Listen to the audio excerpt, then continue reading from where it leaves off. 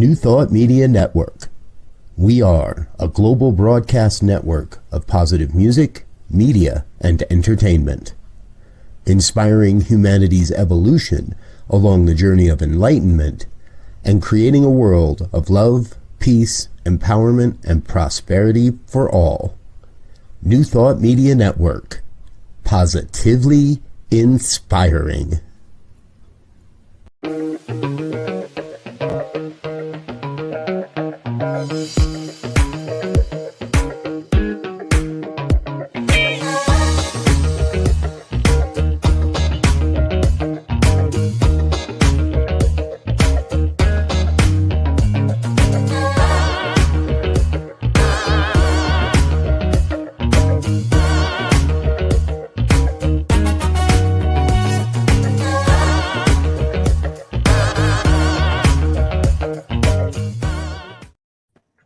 And hello again, dear ones. Reverend Robert forgetting to turn off the banner there. But this is Rev Brz on this side. Rev Z right here. This guy right here. What's my name? And this guy is known as Reverend Dr. David Ault. We're incredibly grateful to have you with us today here, sir. I consider Reverend David a truly Renaissance minister. I fully believe he can speak intelligently and knowledgeably on pretty much any subject you throw at him. And wouldn't you know it, folks, that's exactly what we're going to do today. Reverend Dr. David, I neglected to send him our new list of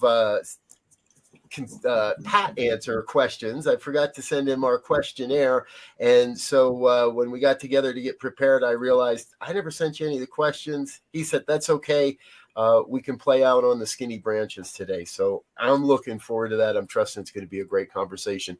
Welcome to New Thought Today, sir. Thank you. And I believe my exact words were, this could be a beautiful mess.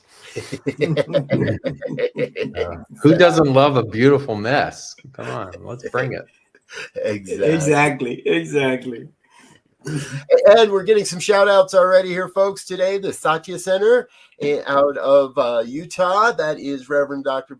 Ali Benjamin, who is, we're going to talk a little bit more about her later in the day, but she's joining in with us. If you're joining in. She's my fellow Camino pilgrim, by the way. She did the Camino also. Yes. If you don't know what that is, that's that pilgrimage across Spain. Exactly.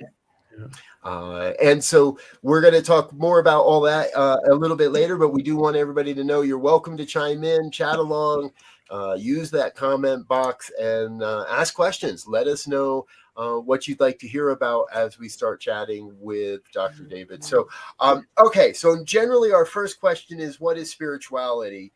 But that seems like a rather simplistic question to open with. And you brought the Camino in. And Reverend Ali and I were actually talking about the fact that you had that in common quite recently. So tell us a little bit more about that. Jump into that. It's been a year since you finished almost a year since you finished your last Camino walk. And I know you've done at least 2 that I'm aware of. Help us to understand, what's the spirit? How do you define spirituality in light of trekking across the country? Let's see. I can tell you that one of the pivotal awarenesses that happened on the Camino, the word Camino by the name means the way.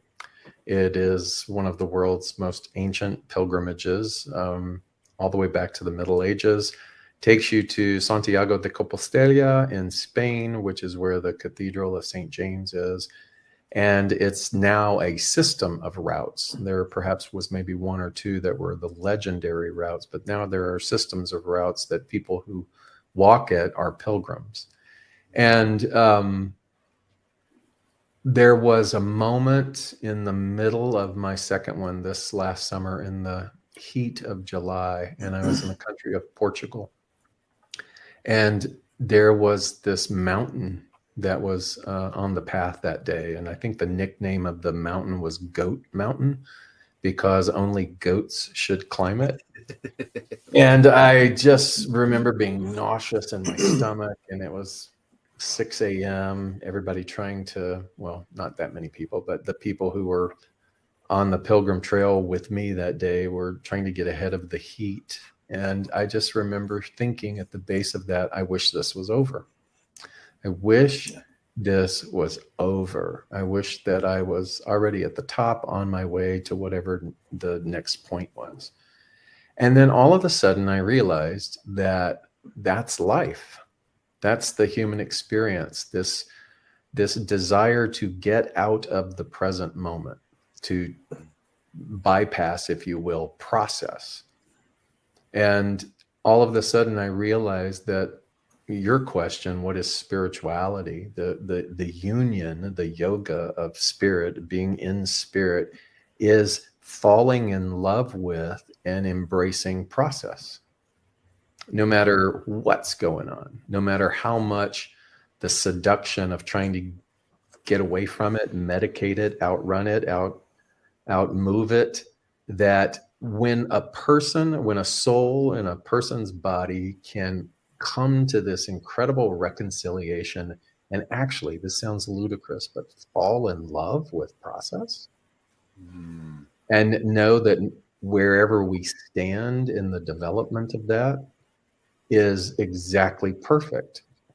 And I'm standing there and I've got my pack on and it's already hot and I just start walking.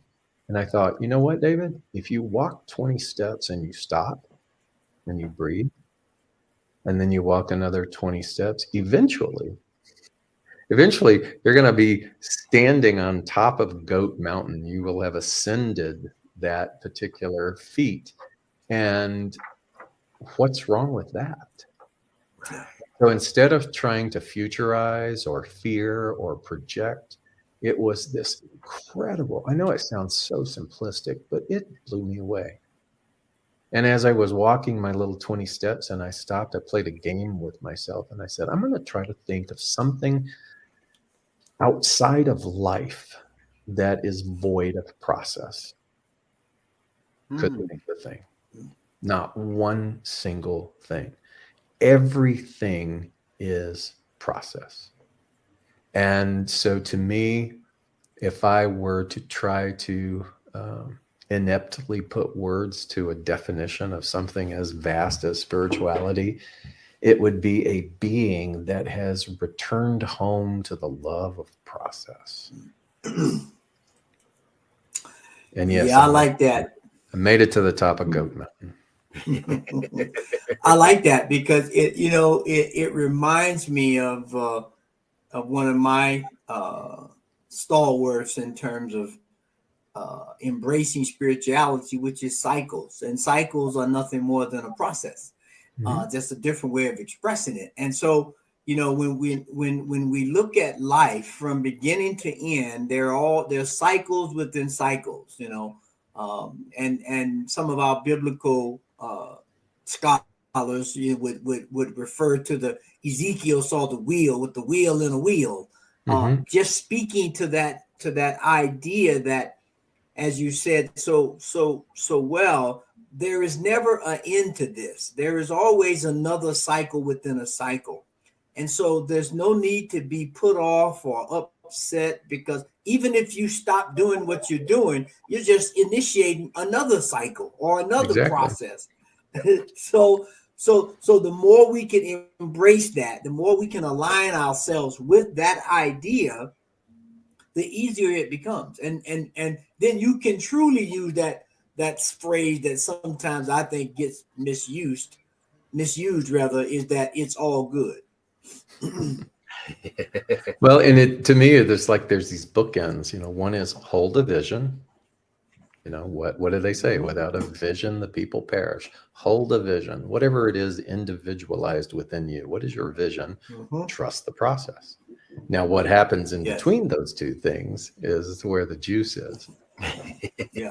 But hold a vision, think outside of circumstance, think outside of your domestication, think outside of your wounding, think outside of your social structure, hold a vision of something so much bigger. What I love about a visionary is that you'll never finish it in your lifetime. Yeah. And a visionary is okay with that. It's not like I'm going to do this, like I'm going to hold a vision, but it's going to be attainable. No, my vision is going to be so big that I will carve away at it, and I'll carve away at it. But the true visionary is realizing that it will never have a finish line. And then I get to trust the process. Yes. And then watch the zigzag that happens, as we all know, in between those two things. Right on. You remind me of my days in the mountains. As a skier, and specifically a backcountry skier, you got to the bottom of a run, of a slope, and there's no lift, and there's nobody sitting in a car waiting to take you home. You got to walk back up the mountain, and we would play similar tricks. Take 20 steps and rest, and the next one I'm going to go for 30, and the next one I'm going for from 30 to 100, and now I'm at 100. I'm going to go to 150 in my next set, and before you know it, you're up. You've walked up a 400 or 500 step boot pack with your skis on your back and everything else, but you then, the promise is, you then get the vision. You get to see not only what you've accomplished, but the next avenue or the next opportunity or a new way to go about having this experience. Now, we didn't set this up, David, so I want you to know, but somebody's on one of the few people that has access to our administrative accounts is on the line watching. I think this might be our brother Diego, and he's asking, what is your vision? And we've had a number of conversations over time, but I don't know that I've ever actually asked you that directly. What is your vision for life, for New Thought, for the world, for humanity, for beyond? It's malleable, so it keeps shifting. A huge chunk of that vision is global education for all.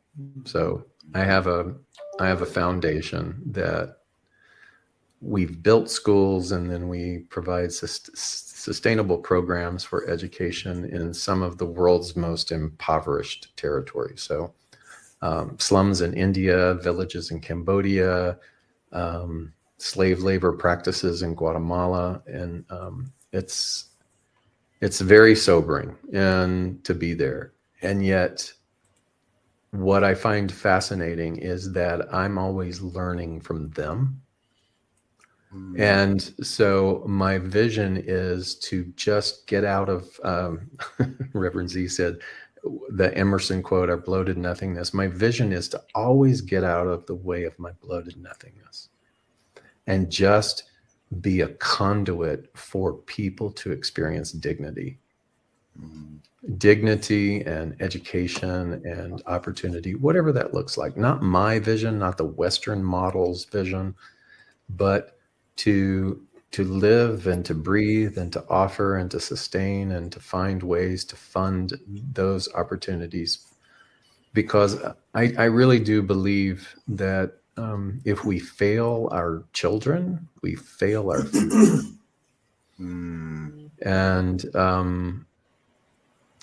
And part of my vision also is to be good at long-term vision, and not short-term crisis repair. And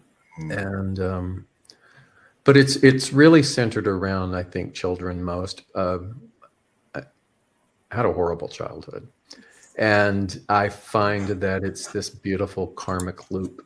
I feel like that was a part of my soul path, and one of the ways was to give me the opportunity to be pushed and choose a direction where I could help alleviate suffering.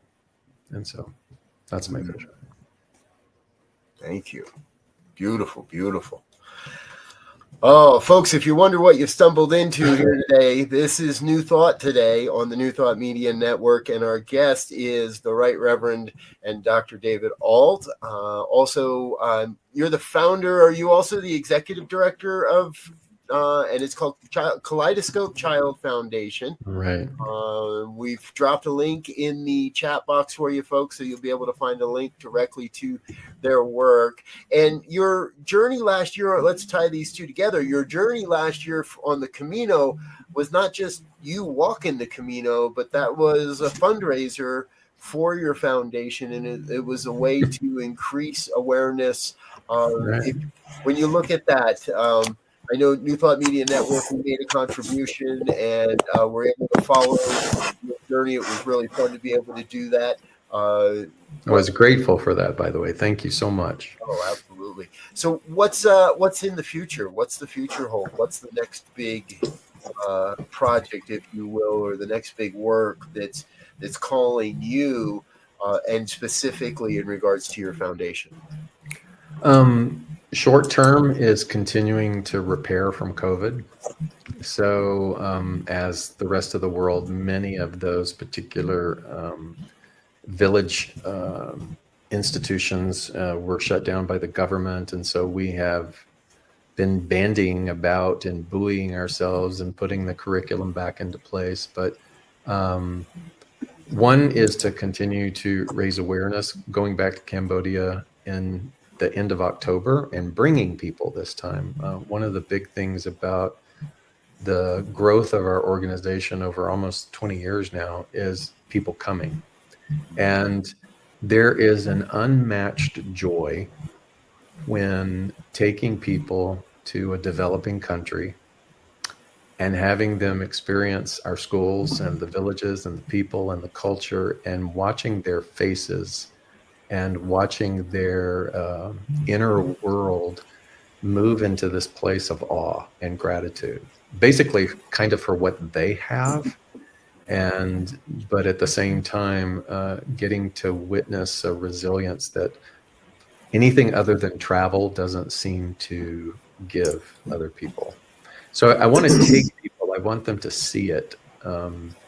It does our children a lot of good to be able to interface with tourists and people or retired educators who get up in the classroom. We have probably the most long-sustaining vision is in India. So my favorite story is my guy in India, my assistant that I finally found and met in 2017. Still lives in the slum with his family in Bodh Gaya. Bodh Gaya, by the way, is where the Bodhi tree is. That's where Siddhartha gained enlightenment and became the Buddha. In fact, in one of our schools, if you lean out the window far enough, you can see the Bodhi tree off in the distance. But they live in this just really primitive slum area. And his dad is a janitor in a Buddhist monastery. I think he makes maybe $40 a month. But in the 90s, he entered a lottery that was sponsored by the Indian government for lower caste men. And it was to try to help them either farm or start a business or something. It was for a piece of land. And he won. He won this parcel, this prime parcel of land in Bodh Gaya. And around 2019, I was there, and it was summer. Don't go to India in the summer. And it was 113 every single day. And we had been doing a lot and doing programs. And then on the last day of like the second week, I got a heat stroke.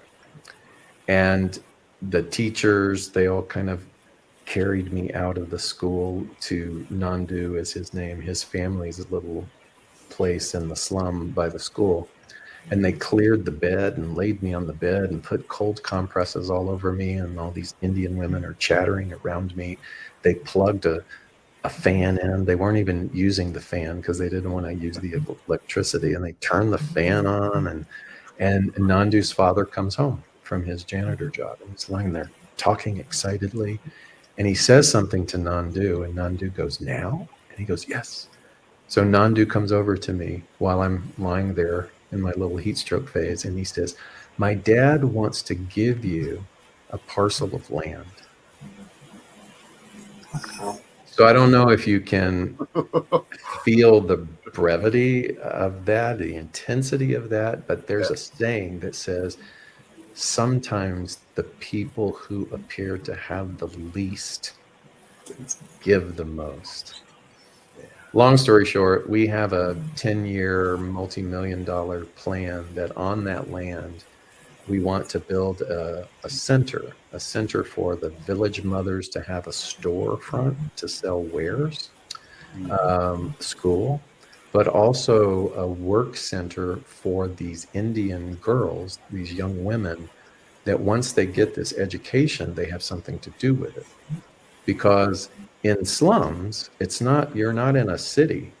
And if we're giving education to girls now who didn't have the education before, it's cruel if you don't have a plan. Right. If you don't have an outlet for them to be able to use this. And so we're developing the curriculum now. So for all the young Indian girls who are in our schools, who are learning, becoming literate, some of them are so scary smart, it's just amazing. And we want to have in place an opportunity then to get them jobs, contractor jobs with businesses throughout India. And so this big complex that we want to build will house all of that. And this way, these young women would culturally be able to stay with their families, which is their custom. And it's a win for everybody. And it's all because of Nandu's father, who just said, here, I want you to. So he gave it to us, to Kaleidoscope Child Foundation. And it's things like that when we feel like, oh, this is so hard, we don't know where the money's going to come. It's things like that keep reminding us that we're in the process. Yeah, it's very cool. Very cool. I've used one of those sayings for quite a while now, that everything necessary for the complete and total fulfillment of my life's mission comes into my life exactly as necessary. And it sounds like this is exactly that. There is a necessity for this vision that you're holding, and this vision that you're working diligently towards, demonstrating, building this vision. And when a plot of land is necessary, a plot of land is going to show up. And when the masons and the carpenters and the tradesmen that are necessary to make these things move forward, if we hold those visions, if we hold to that truth, there's really nothing that can get in the way. Yeah, it's a perfect example of your idea of process. As the process develops, those things that are needed at that point in time show up. And they'll show up whether you want them or not, because obviously you had no idea it was about to show up when you're sitting there trying to cool off. And so that's the whole beauty of understanding the process and putting ourselves in the right relationship with it. It just works out beautifully. Absolutely. Absolutely. Well, we do have another question, and this one's coming through loud and clear. From the story you were just sharing with us, how do we get young people around the world to embrace a new thought, perspective, and approach to life and to the work we're doing in the world?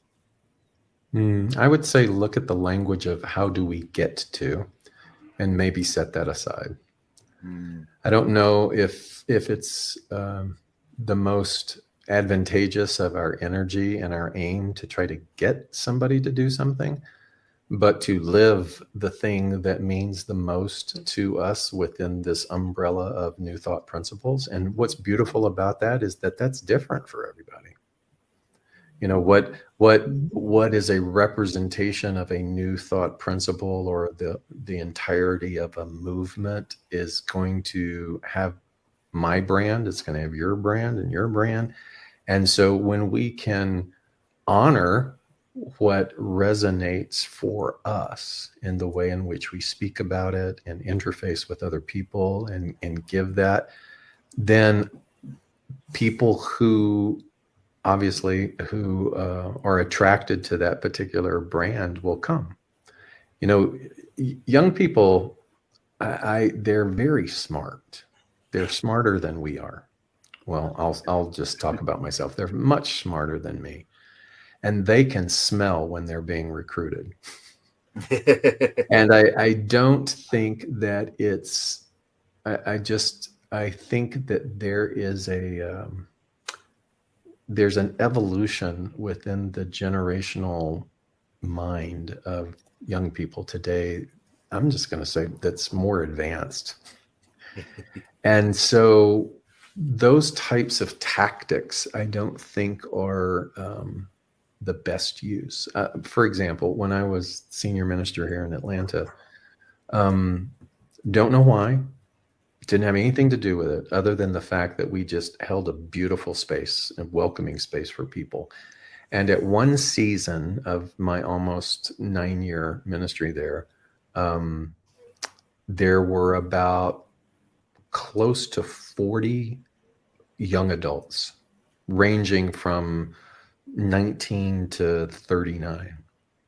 And they developed their own synergy. I was smart enough to get out of the way, and every quarter we gave them the service. We let them do everything. They self-organized. They gave themselves a name. They became a presence within the greater Atlanta community. Season for Peace and Nonviolence, I said, you all are in charge of the music. You go out into Atlanta and you find people that has a message that is congruent with Martin Luther King Jr., with Gandhi.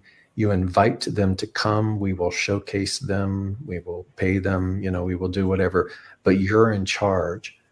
And giving them that was one of the smartest decisions I ever made, because that collective became so empowered and so brilliant that Science of Mind magazine did an article about them. It's like, what's your secret? How did you do it? It's like, there's no secret. And then here's the interesting part. About 2.5 years into that, it began to dissipate. And as it should, each of those individuals went out into the world and did their thing. And here's what others would say. Oh my God, we can't let them go. Oh my God, how do we recreate this? And I said, you're missing the point. Right. The point is, we did exactly what we were supposed to do. We were to be wise enough to see something that was ready to be nurtured, nurture it, and send it on its way. That's the paradox within organized structure. Is so much of our focus is on keeping and getting, rather than the process of, hey, you nurture who's in front of you, and if they go, great. Hopefully they go out into the world with a better strengthened wing than when they came in here. And we don't look at that then as a failure. And so again, it doesn't mean that we don't look at growth. We don't do all of the things we have to do, but the paradox, you have to have a paradoxical mind that honors form, but doesn't cling to it. And so those group, Jafon Seeley, who you might know, was in that group, he writes for Science of Mind magazine now. He's a brilliant corporate speaker and trainer, and one went off to be a lawyer in Spain. I mean, they just did amazing, amazing things.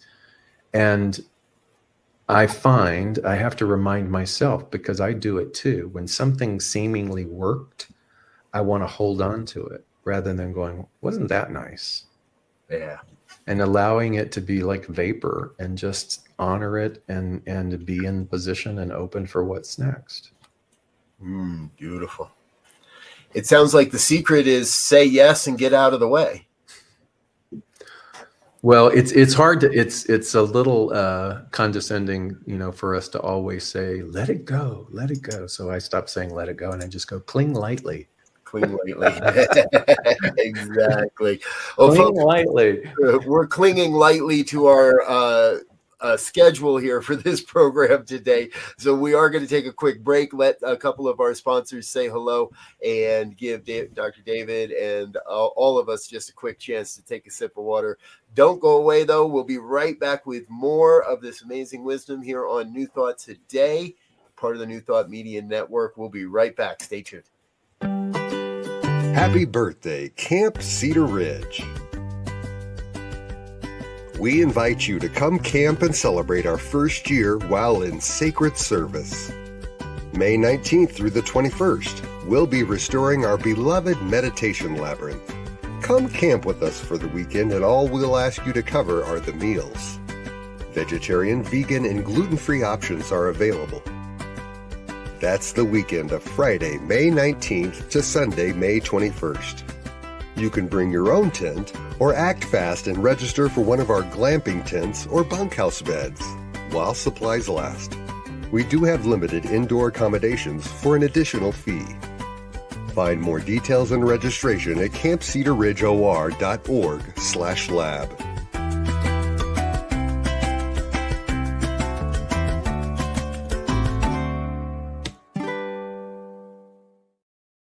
Let's do something fun. Let's go on vacation. Let's take some time off just to do something fun with none of the usual to-do list that we have to deal with from day to day. And let's do it right now. And it'll only take a few seconds. Take a deep breath. Let it out. Take a break. Give yourself the gift of a moment. Allow yourself to stop doing and simply be. Because you are a bright light of love, and for you, being is more than enough.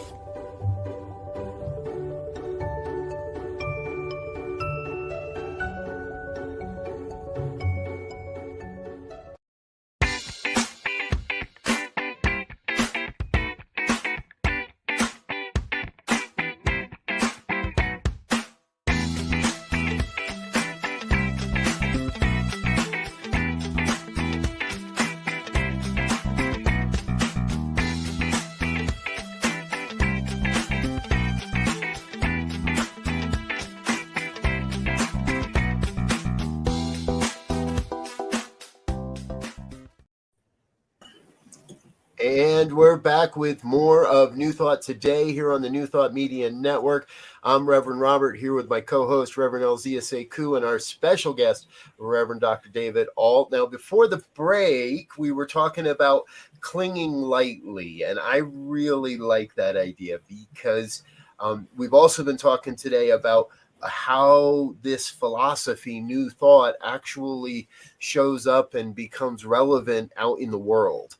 And one of the things that's really been coming to me, and I'd love to hear your perspective on all of this, is it doesn't seem very effective to go outside of North America and try to overlay North American New Thought in places like Cambodia or India or Kenya or South America or other continents on the planet. To me, it seems like we've got to kind of bubble or support what is bubbling up, support the culture that is emerging. So kind of less teaching and more being. And I would love to hear some of your experiences in that realm as well. You are spot on. The country of those countries do not need me to be a missionary. What any of us needs is, I used to equate it to like the visual of quicksand, that if somebody is in a human need, food, shelter, clothing, doctor, education, whatever, that if they're sort of sinking in the mire of some inequality, the last thing that they need is for me to talk at them. They need a stick, something tangible to pull them out, to leverage them, to give them an opportunity to regroup and find themselves. And so what we do that, hopefully to the best of our ability. One of my most beloved wisdom teachers is Neem Karoli Baba. So going by the name of Maharaji, it's who Ram Dass, his guru. It's who Steve Jobs tried to get to right before Neem Karoli Baba left his body, and there's many, many stories about him. He never wrote books. He just was this embodied, ascended wisdom, and people would go up to him and they would say, Maharaji, how do I become enlightened? And he would say, feed people. Feed people, love people, serve people, and remember that all is God. And so the little catchphrase that goes around with that, and subsequently in Ram Dass's teachings, is love, serve, remember. And so to be an embodiment of what it is that we teach and the philosophy of that, to me, there's no more simplistic, to the point, lasered, powerful way to do that than to love people and to serve people and to remember the principle amidst even all of its apparent absence, that there is God somehow. There is only one power, even in the madness and the human chaos that we experience. And never underestimate then the potency of that. You, Robert, were saying about, we were talking earlier about intentional living and helping people and doing the things that need to be done in order to bring and restore greater senses of dignity and hope to individuals. And as the world continues to experience its yin-yang chaos, that will always be needed. That's what a bodhisattva is. Is a person who is dedicated to helping alleviate the suffering of humanity. And yet by doing that, here's again the bigger paradox. And this is something that I've been teaching on lately that's just mind-blowing to me. And that is that yin-yang will always exist. It's baked into the experience, meaning that there will always be this polarity, this light and dark. And so the idea that we're going to eradicate that is a misconception of understanding the wisdom of the cosmology of all of this. And so the paradox is that even in spite of yin-yang's presence within this plane of form, will I still get up in the morning and still love? Right. Will I still get up in the morning and serve people? Will I still get up in the morning and ignite my personal passion and go after my endeavors, even though I am aware that there will always be this game of light and dark? And there was a beautiful series. They were called the Paradoxical Commandments. They were falsely attributed to Mother Teresa, but it was a guy, I think his name was Kent Keyes or something. But it was his college thesis, and he wrote these paradoxical commandments. And the one that I always think about is, he said, you can spend your entire life building something, and overnight it will be destroyed. Build it anyway. Build it anyway. And that, to me, is why we're here. We are here to come and finally be aware it's paradox. Yin-yang is baked in. Will I still love anyway? And that's when our principle makes sense to me. And the principle that I'm talking about is we get up and we say, God is all that there is.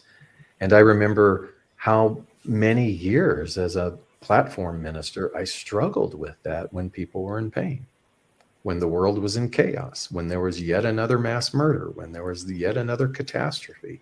How do you get up and say in integrity, fundamentally, that love is the ultimate reality? And it became a beautiful challenge for me to find a way to bring integrity to that, to find words that if someone just walked in off of the street and came to our center, would I find a way to language it that they would understand at least some of it, or feel the resonance of that? And so I'm so grateful that my life's trajectory was this fundamentalist Bible thumping Christianity upbringing, escaping that and finding new thought, and lingering in that for these 30 years now since I was with Louise, and finally understanding. finally understanding the principle. It's like, oh, okay. During COVID, I was meditating, and this came to me. It's like, insanity is trying to force a singular dimensional answer to a multidimensional experience. Blew my mind. And I have taught that now and given that to so many people, because that's the only way that I can make sense of the principles. It's like I'm trying to apply it and force it on this one single plane when there's so much more going on that I'm not aware of. Right. And that to me is the way you teach that principle. You got to teach that. Yeah.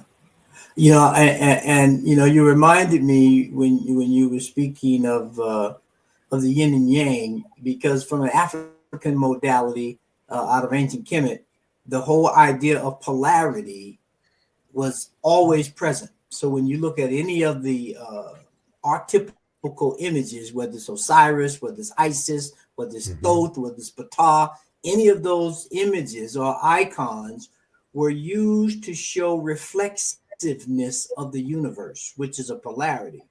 Right. And unfortunately, people who came in and did not understand that reality placed a value statement on it, good or bad. And so they start classifying things as good or bad. And so it created this antagonistic point of view as opposed to this process point of view. If I pull a pendulum this way and let it go, it will polarize to the other end. And once it gets there, it will automatically come back to the other side, because that is the way the universe works. And so one of the things I think that will begin to move us beyond some of the stuck points we are in now. There's a saying that says, whatever you call the thing, it is not that. And we have to give up some of that wanting to be in this safe world by classifying things and just let it be and observe it and align with it and understand it. Then we don't have to put a label of good or bad or right or wrong. We can just look at it in a yin and yang perspective, because on the yin and yang, on the so-called white side, there's a black dot. On the so-called black side, there's a white dot, which shows that there is a congruency here that makes this thing move. Other than that, it's just a static thing. And what we're looking at in the universe is movement. And when you think of that image, let's say if the black fish, in order to survive, had to eat the white fish, and let's say it consumed all of the white fish, well, then not only would it destroy that particular part of the whole, it then too would die, because it needs each side to live. Yeah. Definitely. Oh, what a great conversation. And we've got a question in the chat box, which I think is also an intriguing one. And we did say we were playing out on the skinny branches today, so with no preparation whatsoever. What wisdom would you share with young ones struggling with addiction or in recovery?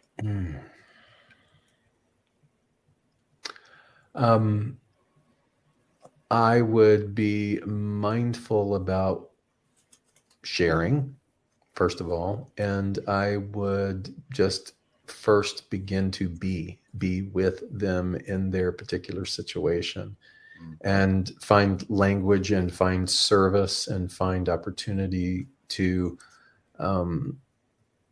demonstrate their value and demonstrate, and this isn't always successful right out of the bat, that they are heard.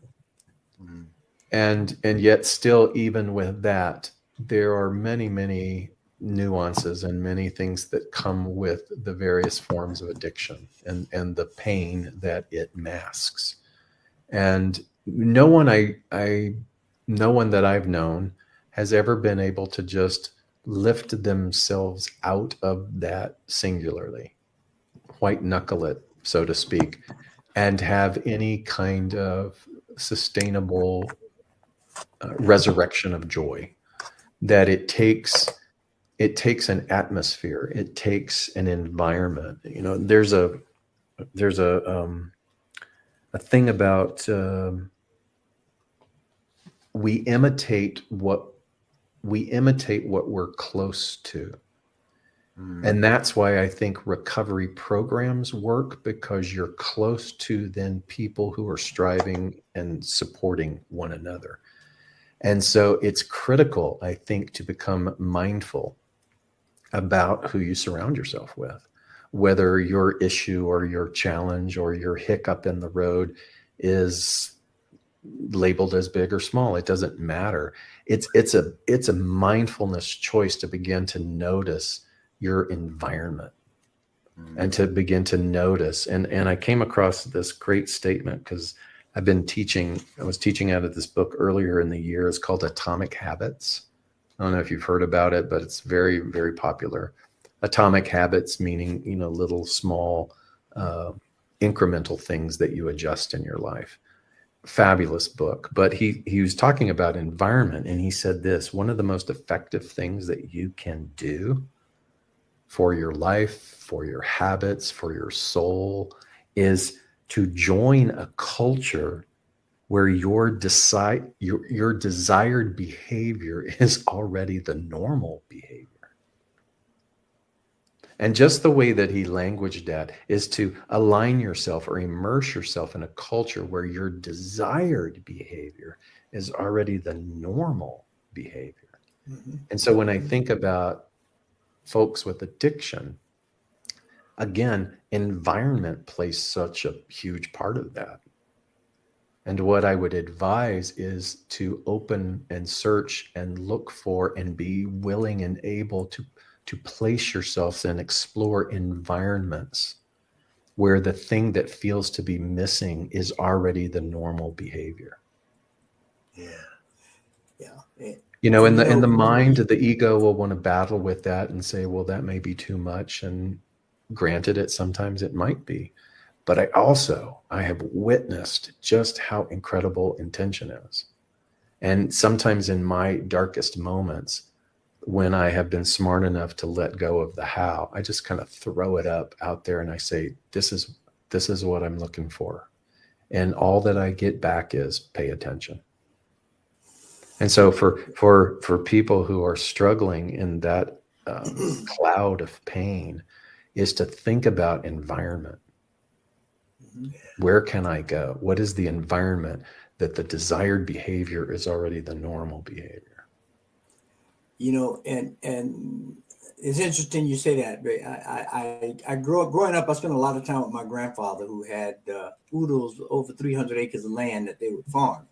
And today we talk about morphic fields, but what he talked about was when you plant certain plants, or when you do certain things on a farm, when you put these things together, they create an environment that supports everything in the environment. So you would plant certain plants with other plants, and you may have certain animals close to those plants to eat the bugs or provide them manure or whatever.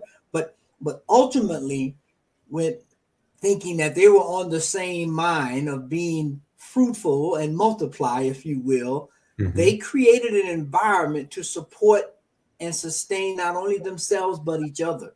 And that's what as you were saying earlier, that's what these intentional communities begin to become. That's what these support groups begin to become. That's what these chat groups, if you will, begin to become when you allow it to organically create itself. Those who are not, you know, in the groove with that will self-select out, and those who will self-select in. And then you begin to model a behavior, a way of life, a pattern of how we should carry and conduct ourselves through the so-called good times and the bad times, so we can be real and be authentic and move forward. There is a brilliance to environment, and It also causes us to consider the mindfulness of any environment and to trust ourselves when sometimes we outgrow environments, and that's okay too. Yes. And I always say, be mindful of, if I'm going to leave an environment like this, I'm probably going to enter into the next environment like this. And it's up to me to do my work to bless the thing that I'm exiting. I tell that with clients and people all the time, with jobs and things that have gone haywire. I go, if it's your last day, you go around that office and you touch everything. You touch the walls and the doors and the cubicles, and you bless that environment because it played an integral part into this moment. And you want to be really clear that how you do anything is how you do everything. And your energy is where you last left it. It's not about being self-righteous. It's about you becoming mindful of your environment. Well, this is another conversation I think we could go on and for days about. If anybody had a chance to watch my talk from this past Sunday at the Rio Grande Center for Spiritual Living, you know that I spoke about this concept of environment as well. It is so very, very important. And that is what New Thought Media Network is really all about. Creating a space within the digital space, an environment where you're going to find uplifting conversations, where you're going to find conversations and interviews and spiritual practices and programming that supports all of that. And speaking of supporting all of that, that means that's that time, folks, to say hello and thank you to our donors, our sponsors, those people that are putting money in the kitty and making all of this continue. So we're going to take another quick break. I'll let Dr. David take a sip of water. We'll share a little bit more from our sponsors, say thank you to everyone that's making this happen. We'll be back in just over a minute with our final thoughts and a bit more here on New Thought Today. Don't go away. Stay tuned. We'll be right back. Please help us say thank you to our organizational sponsors and donors, including the Hefferland Foundation, Affiliated New Thought Network, International New Thought Alliance, Science of Mind Archives and Library Foundation, Center for Spiritual Living Denver, Center for Spiritual Living Midtown Atlanta, New Thought Philadelphia, Planned Happiness Institute, Summit Center for Spiritual Living, Center for Spiritual Living on the Lake, Unity Spiritual Center Kitchener, Om Center for Spiritual Living, Center for Spiritual Living North Jersey, Unity of Savannah, Center for Spiritual Living Seattle, and all of our individual donors and sponsors.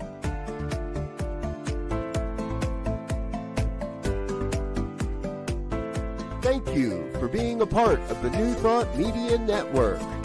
Please come be you.